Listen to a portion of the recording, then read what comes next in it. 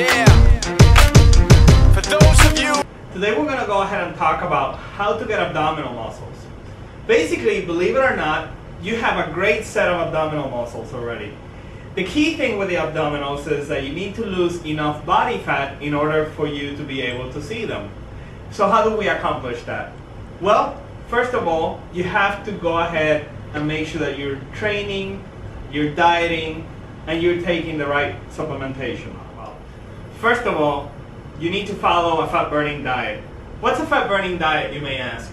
Fat-burning diet is a balanced diet that will go ahead and give you a little bit less calories than what you burn on a daily basis, okay? So for example, if your metabolism burns around 2,500 calories, a fat-burning diet will have you eating around 2,100 or 2,000 calories on a daily basis, except for 1 or 2 days out of the week where you will go ahead and bring them back to the baseline of 2,500 so that your body doesn't get used to the lowered caloric intake.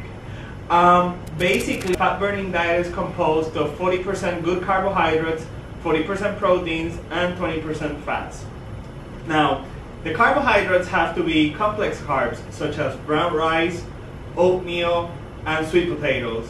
The proteins should come from lean sources, such as chicken, turkey, lean red meats, tuna, and egg whites. And the fats should come from good sources like extra virgin olive oil and flaxseed oil. Now that we talked about the diet factor, now we need to talk about the exercise component, which is composed of weight training and aerobic exercise. Weight training, believe it or not, you don't need to go ahead and be living in the gym in order to go ahead and get good results. A great session of 45 minutes per day will go ahead and give you the best results you could imagine. As a matter of fact, after 45 minutes, your body's cortisol levels begin to rise, and that is the catabolic hormone that eats up muscle tissue, and your testosterone levels begin to dip. And as you all know, testosterone is the hormone needed in order to go ahead and build muscle.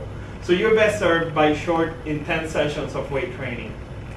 The cardiovascular exercise should be anywhere between 20 minutes to 45 minutes. No more than 45 minutes, because again, after 45 minutes, your cortisol levels begin to rise. The last component, of course, is to go ahead and perform a good abdominal training routine. Again, just like with everything else, you don't need to overkill the abs in order to get them. Keep in mind that seeing your abdominal muscles is going to be a combination of the diet and the exercise program, okay? So doing abdominal exercises is not burning fat per se, so to speak. What the abdominal routine is going to do is that it's going to strengthen and build up that core section, so when you go ahead and burn up all that body fat, you can go ahead and see your abs, okay? So as long as you go ahead and perform a decent abdominal training routine like the ones that I show on my website, you should be fine. So 3 days and even 6 days a week, you can go ahead and perform your abdominals. Just keep in mind that the 6 day a week frequency, it's a little bit hard on the body, so after 4 or 5 weeks of doing that, you may want to go ahead and back it off to 3 times a week. But a good abdominal training routine can be performed in as little as 5 minutes a day, believe it or not. And a more extreme one, like my competition one, you can go ahead and perform in 15 minutes or so.